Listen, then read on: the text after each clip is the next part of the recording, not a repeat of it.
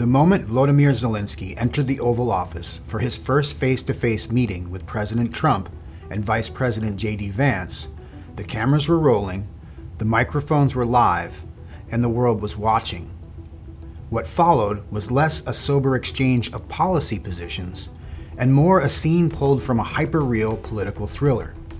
One where alliances are made and broken in real time and where statesmanship is indistinguishable from showmanship.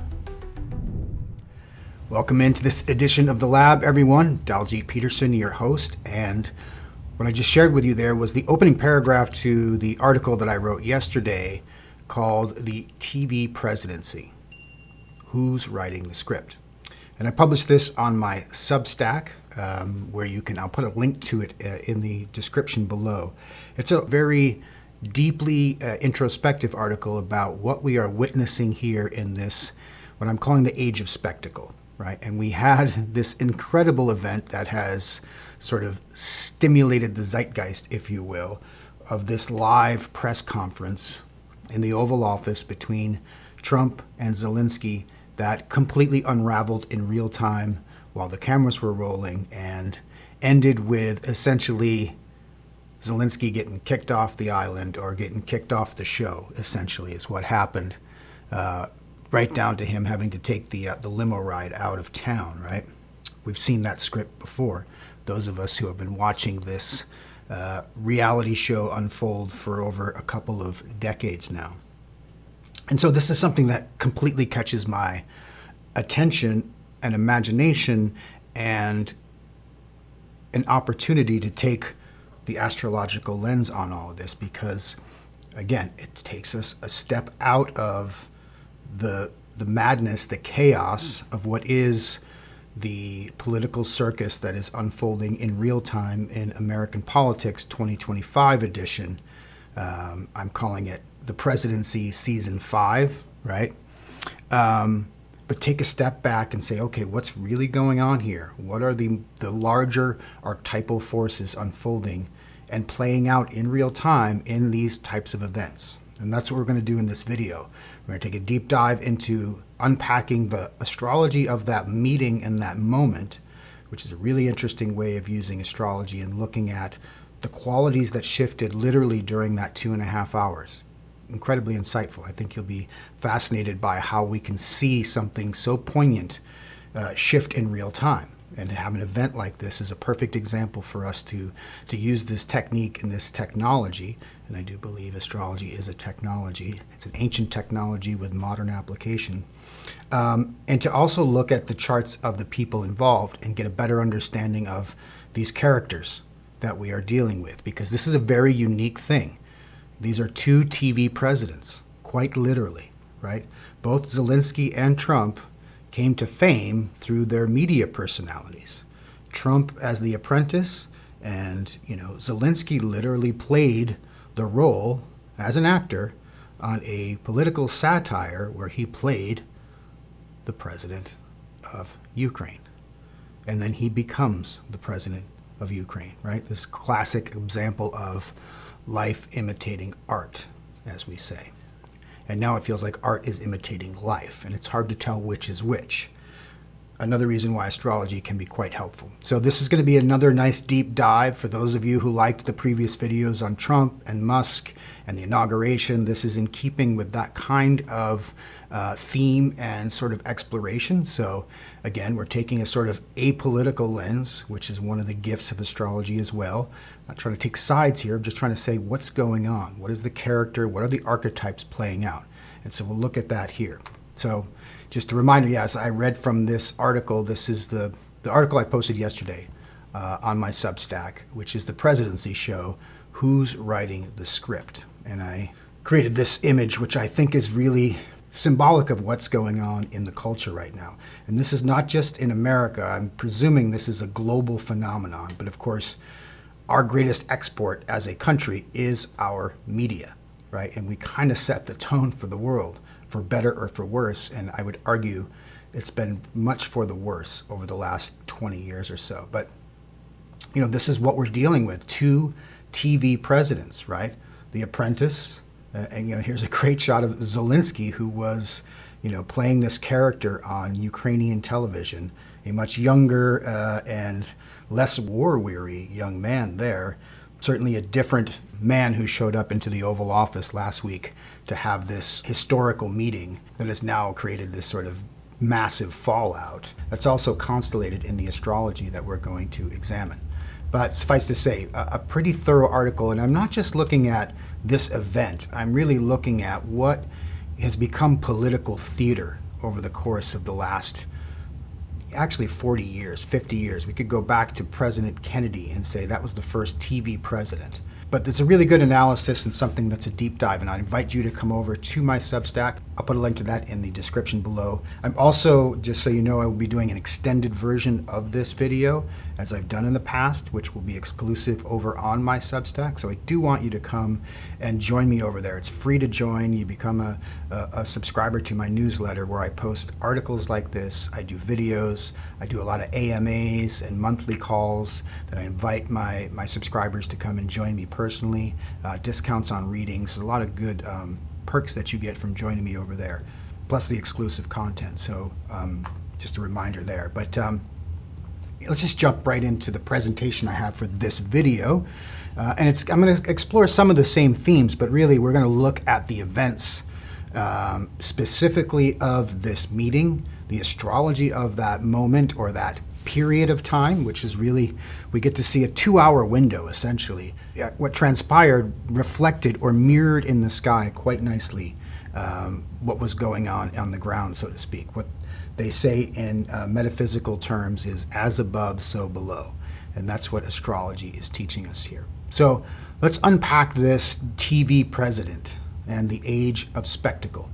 And I'm referring to both of these men here as the TV president. It's not just Trump or not just Zelenskyy. They are both TV presidents. And that's what made this meeting, I think, so fascinating. And it's worth unpacking, as I said, at an archetypal level. So we're going to look at a couple of different charts here. We're going to look at the chart of the time frame during which the meeting took place. And I'm also going to take a look at the charts of Zelenskyy and Trump together, so that we have an idea of the personalities that were brought into the room and why they may have clashed in the way they did and resulted in the sort of public meltdown that occurred live while the cameras were rolling. So here we have the chart for the time that the meeting began, right? It started at 11:20 a.m. in Washington, D.C. at the Oval. And it was actually a pretty almost auspicious time to have a public live press conference. And why do I say that? Well, first of all, we'll see that Gemini was rising on the ascendant with Jupiter. So here we have Jupiter, the planet of expansion and goodwill, in the very powerful position in the chart, rising on the horizon in the sign of Gemini, the sign of communication, the sign of the media, essentially. So this is a perfect sort of auspicious symbol to be holding a live press conference from the White House. The other thing that was fascinating is, we're in the heart of Pisces season here, and we have this massive Pisces stellium. Earlier that day, on Friday, we had the Pisces new moon, and we have 5 planets in Pisces right now. Sun, Moon, Saturn, Mercury, and Neptune, along with the North Node. This is what's making this particular Pisces season so potently Pisces. And if you're feeling that, if you have Pisces placements in your charts, I'm sure you know what I'm talking about with this energy. But this is also an interesting symbol to have. If you think about Pisces and what it represents, Pisces is a sign that rules sort of the imagination. It rules story. It rules mythology, myth, narrative. It rules film and television and poetry, right? And so to have this event taking place, this live telecast of this press conference, the energy here was completely aligned with the intentions, right? So we have Gemini rising, Pisces on the midheaven, all of this energy saying, wow, this is a mythical moment of expression and communication. And so it would set up quite nicely. But what we can see is that, an hour later, or by the end of the meeting, we can see at 1:42 when this meeting ended, the sky had completely shifted. No longer was Jupiter rising on the ascendant with Gemini. Now Cancer was rising.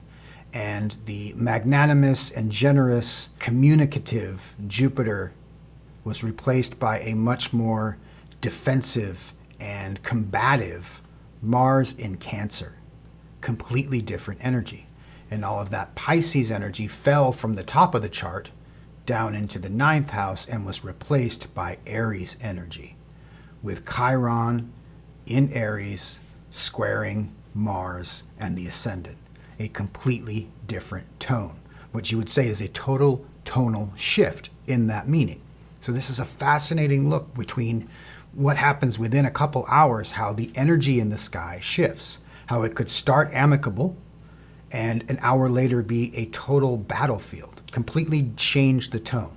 And we will look at this, and later in the video we're going to see how these placements affected each of their charts personally. Quite fascinating. So this is sort of the background frequency in which this event took place. But in order to do a deeper dive and really understand the nuances of what took place in that room, I want to take a look at Zelensky's chart. And I did a full video on Zelenskyy back in 2022 when Russia first invaded Ukraine and this news broke. And you can see that. I'll put a link to that in the description below as well. Worth checking out. It's more of a deep dive that I do, a typical sort of soul level reading, right? It's from an evolutionary perspective, which is what I like to do. It's like, what is this soul here to do in this lifetime?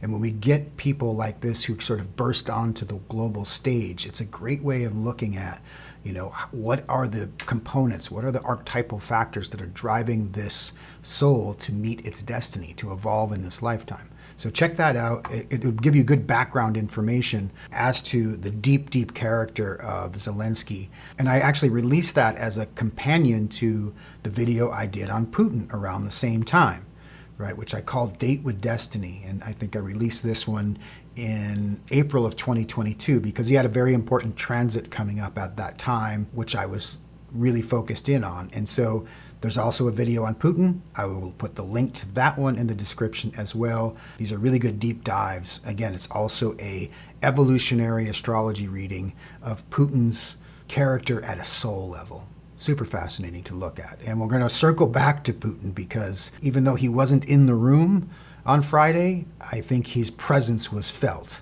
reading between the lines of the script, if you will. So check that out. But what I want to do is sort of update and take a fresh look at Zelenskyy's chart and put it in the context of what we saw unfold on Friday, because I think there's some specific things about this chart, and I think I'm going to look at 4 major factors here that really stand out when you look at his natal chart. And I'll just highlight those, right? We're going to talk about the fact that he has an Aquarius Sun conjunct Venus in his 9th house. We're going to look at his Gemini rising with Jupiter on the ascendant.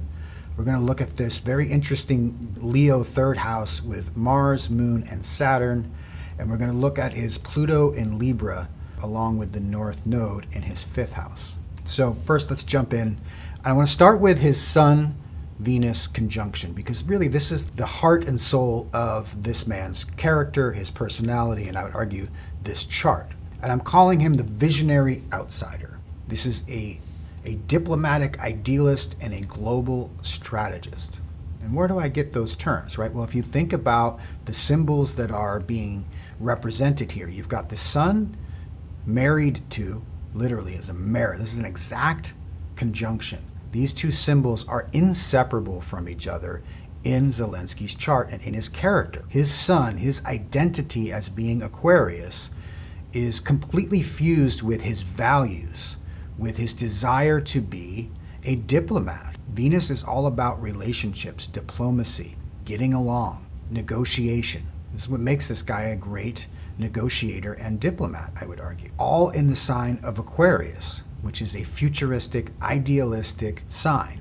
And in the 9th house, which is all about the world, the globe, the bigger picture. This is a really auspicious placement for Zelenskyy's sun. The 9th house is considered the joy of the sun. It's the place of the god, right? So it's an auspicious place, and it's no surprise with this placement that he has found himself at the center of the world stage, 9th house, amidst a global war that has the world's attention.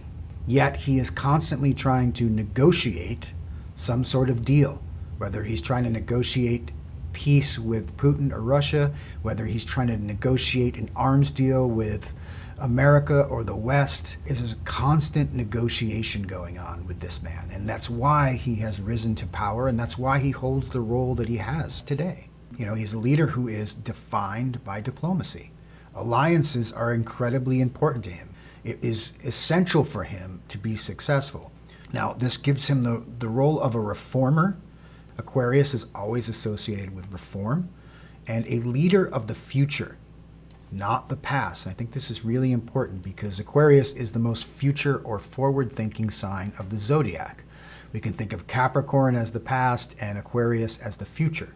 And I think in this scenario, Putin represents the past, old Russia and the old world, and Zelenskyy represents the future, a new, independent, free Ukraine. So this is really at the core of his personality, and it shapes the core of his politics in many ways, right? He has this, I would argue, a vision for Ukraine that is larger than Ukraine itself, and that he really sees himself as part of a global democratic movement.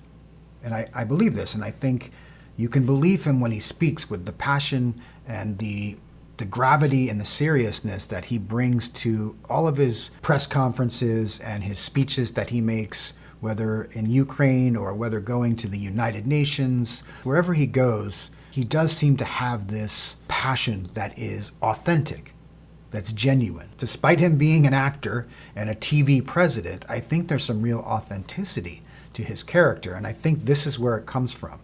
This is the part of him that was able to move from playing a president on television to becoming a president on the world stage, right? So that's why I'm really emphasizing this Aquarius nature. Of course, we know that, Pluto has recently moved into Aquarius and is actually going to be transiting this very sensitive part of his chart. And it's something I'm going to look at in the extended cut of the video. We're going to look at his transits because he has some major transits coming up in the next few months. And this next year and a half is going to be one of the major periods in his entire life. A Pluto-Sun transit, for those of us who get it, not everyone even gets one in a lifetime.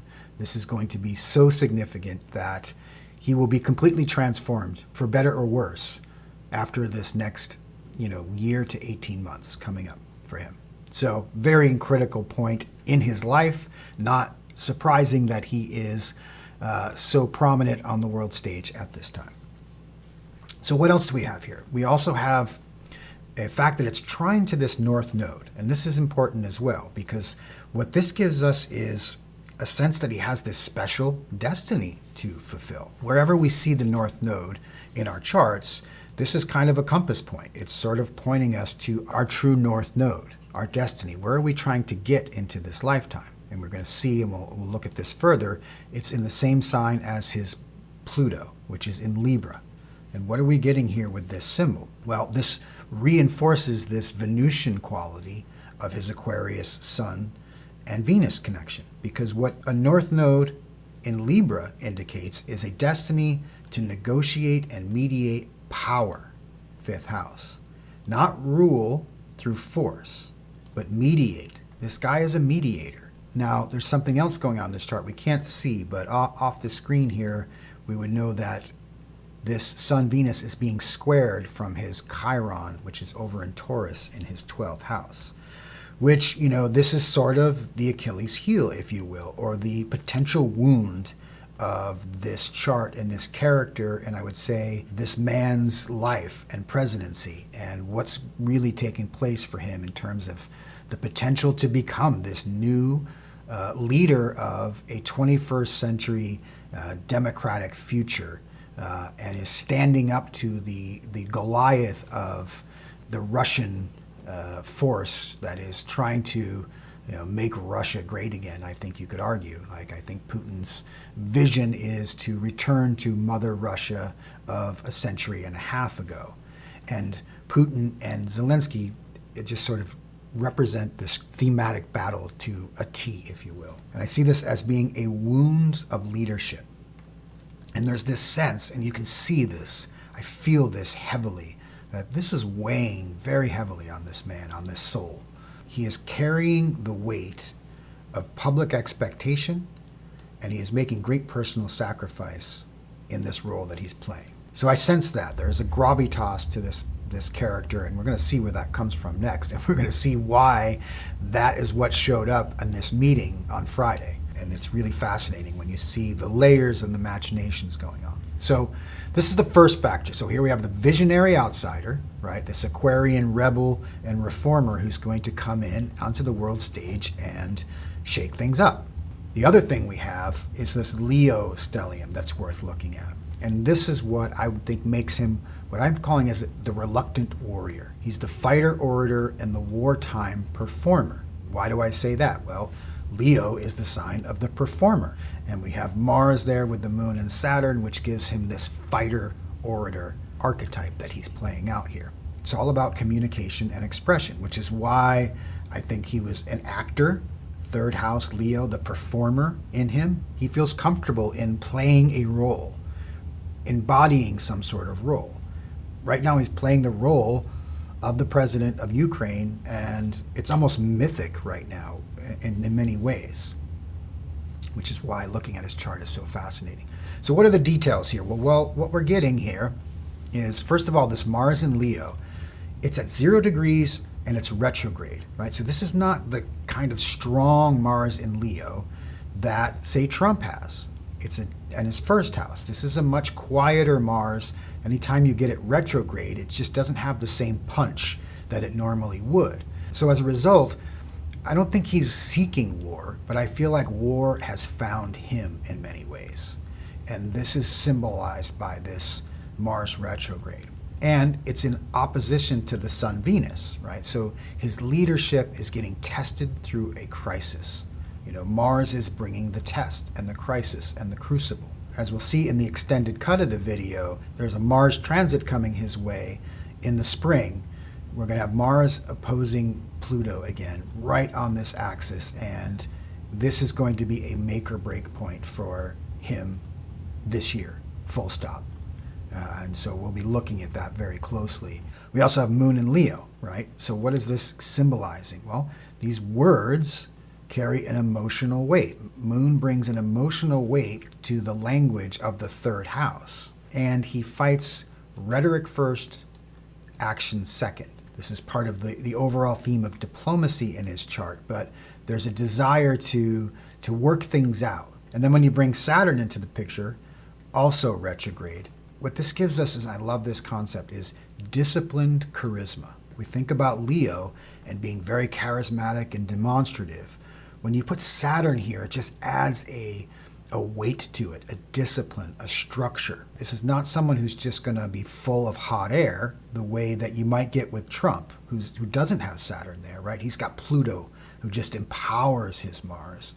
But with Zelenskyy, we've got the Moon and Saturn here, which are tempering in many ways. I think this what adds great structure to his oration, right? His speeches, they are powerful. And they are not impulsive, right? They are crafted with precision. They are thought out. I think he's a thoughtful and purposeful communicator. And this is what gives him those capacities. Then lastly, we see that the moon is in a very close opposition with the midheaven up here, which is also in the 9th house in Aquarius. And this also gives us another sort of clue to the kind of leader he is. He's not someone with a midheaven in the 10th house where it's really about his own personal ambition and achievement.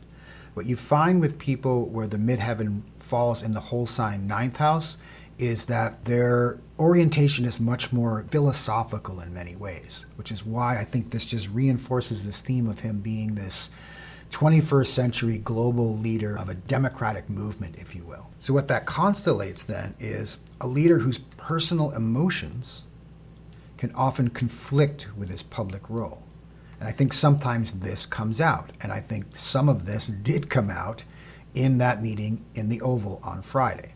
So it's just interesting to really see what's really going on with his character.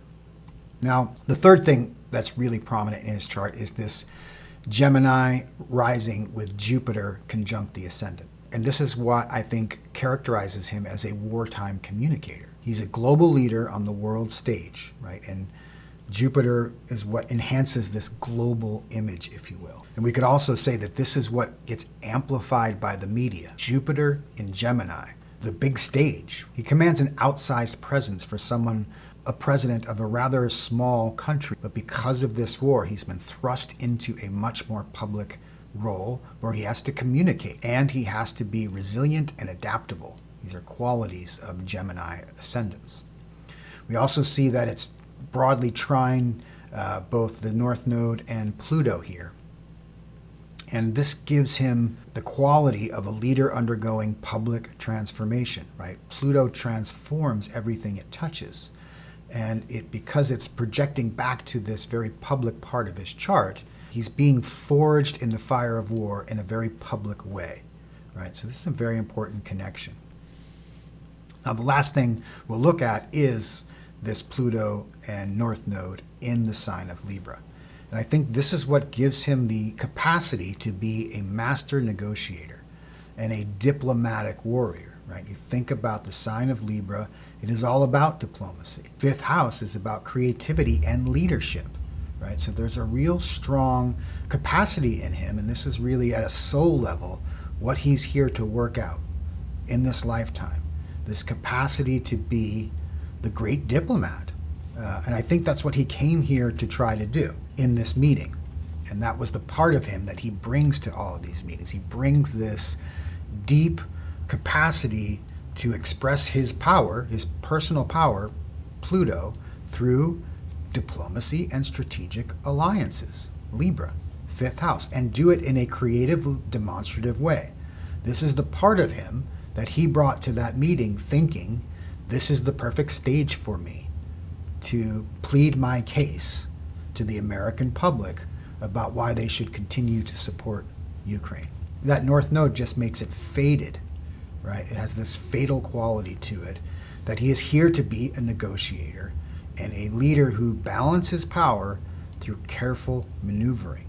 So he's a very calculated tactician in many ways, and I think he's very skilled, despite, I think, getting blindsided in this meeting, which we'll discuss later.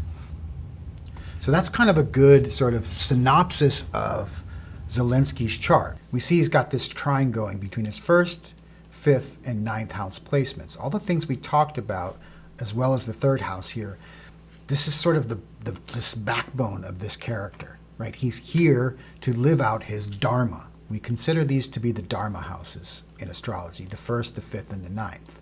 And this is where we're here to sort of play our role. And so this is a very powerful alignment. And again, not surprising that this character, that this soul has stepped into this role of a lifetime at this time on the world stage. All right, so there we have a deeper understanding of Zelensky's chart. Now, very briefly, I'm going to show you his transits.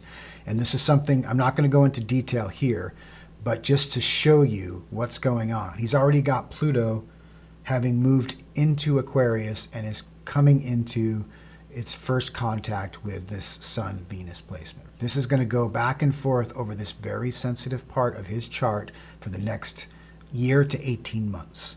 This is an incredibly important transit for him. We're also going to see that Mars, within the next month, is going to move from Cancer back into Leo.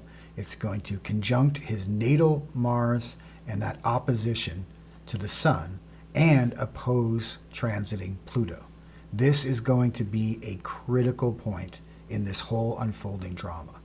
The war in Ukraine began with Mars conjunct Pluto in the late degrees of Capricorn back in the spring of 2022.